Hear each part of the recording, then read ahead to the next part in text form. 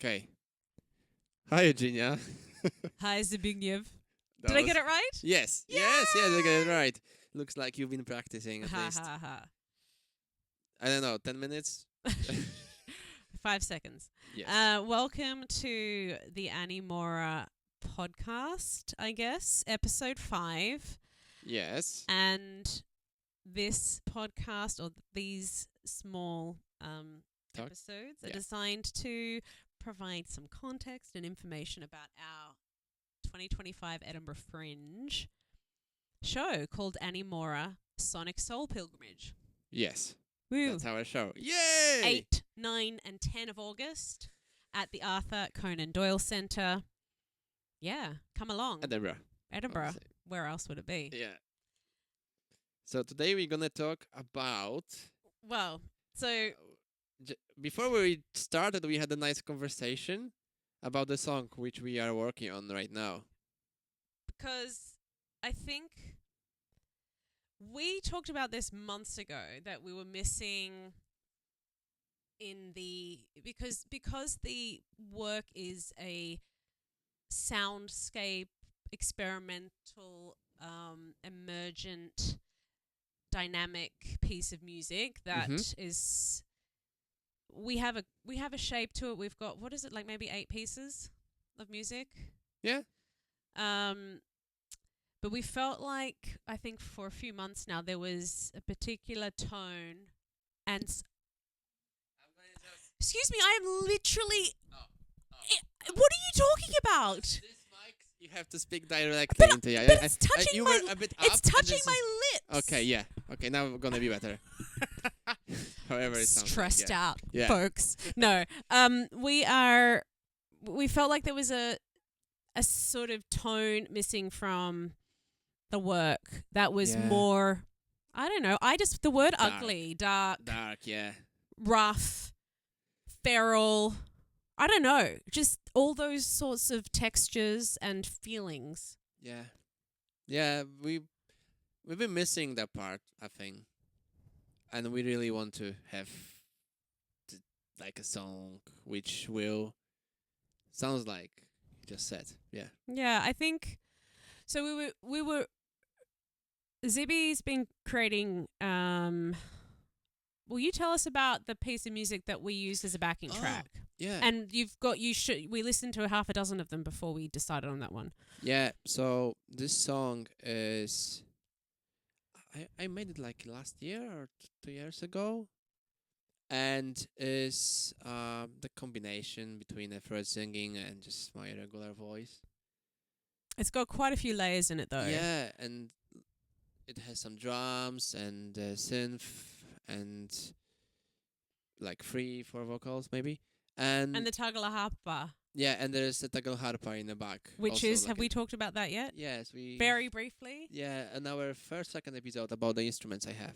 Or maybe not. Yeah, but Yeah, maybe yeah. just remind everyone. Oh, yeah, this is a Scandinavian instrument. This one which I have is a copy of 10th century in tagelharpa. So, It's like a cello, but it's very yes, small. Yeah. So it sits on It your has 3 thigh. strings Yeah. made from the horsehair, Mm. and it's usually have like a 2 drone strings and 1 melody, but it depends of the musicians. Some people are just playing around with these instruments. Now it became quite more popular than it was, like, I don't know, 15 years ago. So this piece of music had lots of different layers, and Yeah, and it is dark, right? It is. well, I think the tagelharpa has a really earthy quality to me. Yeah. What sort of, for me, it evokes something from the underworld or something from the Yeah. belly Yeah. of I don't know, like a troll. dirty a bit. Yeah, it sounds a bit dirty, and Yeah. I like that. And as a sort of soprano, and I think if anyone's listened to any of this sort of very brief excerpts of music that are accompanying some of our social media on Instagram, there's a lot of high, sort of like floaty sounds, and because the work that we're doing feels like it's led by emotion and feeling. Yes. It felt top heavy for me, but also I don't know how because we talked about this months ago that we needed something that was a bit darker in tone. Yeah. I just need to do some works on this song. Yeah. So we were talking about. We're gonna leave the shape of it, but Yeah. some But layers we're trying to establish what we might need to produce as a backing track, pre-record, and what we were talking about what we would play live. Yeah. And you said, and I said we'd be like some 1980s band on a variety show where we'd be pretending to play. Yeah, I said maybe not in serious way, but I said that I may use this backtrack and I can pretend that I'm playing on the tagelharpa live, but it's obviously cringy stuff. But yeah, and the playback, right, reminds me about so in 2010 we had a trip to Ukraine for the choir festival. Who's we? My choir from the university yeah. And there was the final event after the all competitions. Yeah. So, and there was some local star, and we've A local been told, star. Local star. We've been like she was a star in 80s, Yeah. 70s. Yep. A TV personality. Yeah. She was very famous. That's what we heard. I never seen that part. So she was singing, obviously from the playback. All the music was from the playback. She was pretending that she's singing, and then I don't know what happened, but the track stopped, and we heard like a very high pitched noise, and she didn't know what to do because she was trying to sing, and then it was like bam. She was trying to mouth. Yeah, and then the track went back, and she Mime. was so like stressed and like pissed off at the same time. Yeah. Because we didn't know. I don't know. It was like a sound technician thing. I don't know. So we're trying to establish. But people started laughing a lot. Oh. Because there were like, I don't know, 20, 30 choirs, including some choirs with kids. And kids started laughing. The kids would find it hilarious. Yeah. We were we're trying to avoid a scenario like that. Yes, of because course. the tagelharpa isn't the easiest instrument to play. No, especially that I didn't play it in a while now. And it's not easiest, yeah. It's because of the tonal quality. Like I think I mentioned in a previous episode I played violin for like, I don't know, 8, 9 years or 10 years or something, and I tried to play the tagelharpa and I almost couldn't even get a sound out of it. Yeah, you're basically changing the note of the string, just putting a tip of your finger, just pressing it with, obviously not a full force. Have to find the right spot to make it sound. And yeah, it's maybe quite similar to some instruments when people use the nail technique when they are pressing the string with a nail. But this one is just a tip of your finger. Yeah. Yeah. So I guess we're just sort of sharing that the work we're creating is like living and breathing, and it's not static, and it's still being devised in some ways, refined, because we care a lot. I mean, we could just deliver everything that we've done, and we've got plenty of options in terms of pieces of music or songs. Oh yeah, probably next time we're gonna have 2-hour show.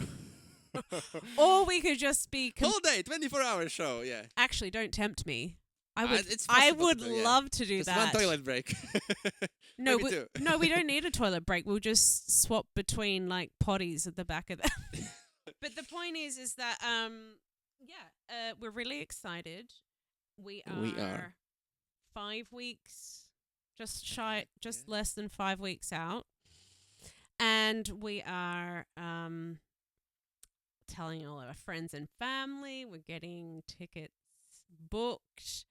And we're finalizing all of our equipment, but this is the first time.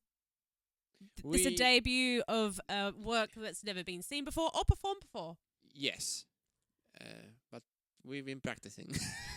We've been practicing for quite a while. Yeah, from quite long time. Indeed. And we have, I believe you have very nice songs. Well, the thing. They all are very good.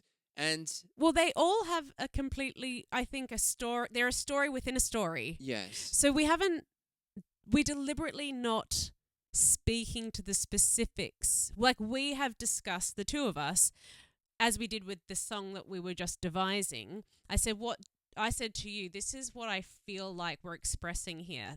This is the scene that I can imagine this piece of music coming from. A time and a place that was obviously.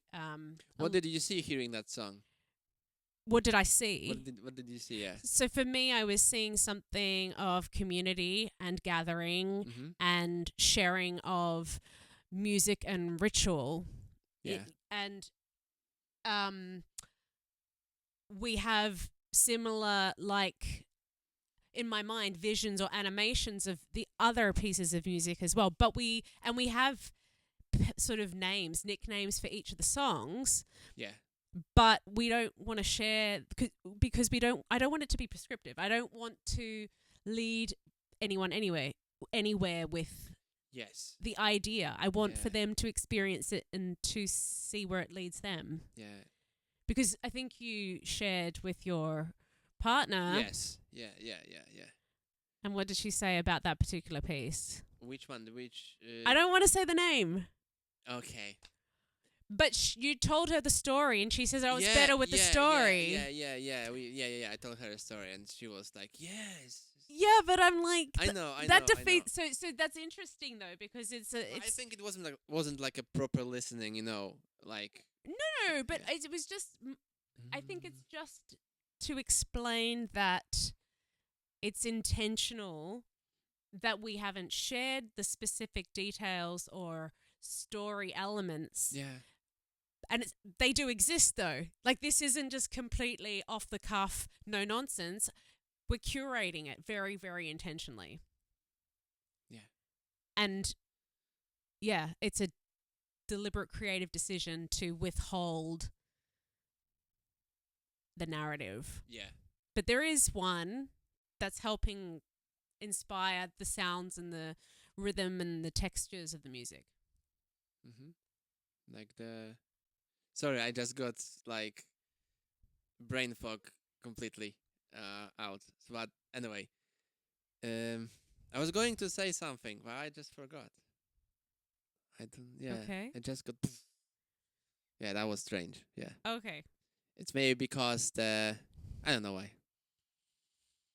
Well, anyway, that was just a little insight into our creative process.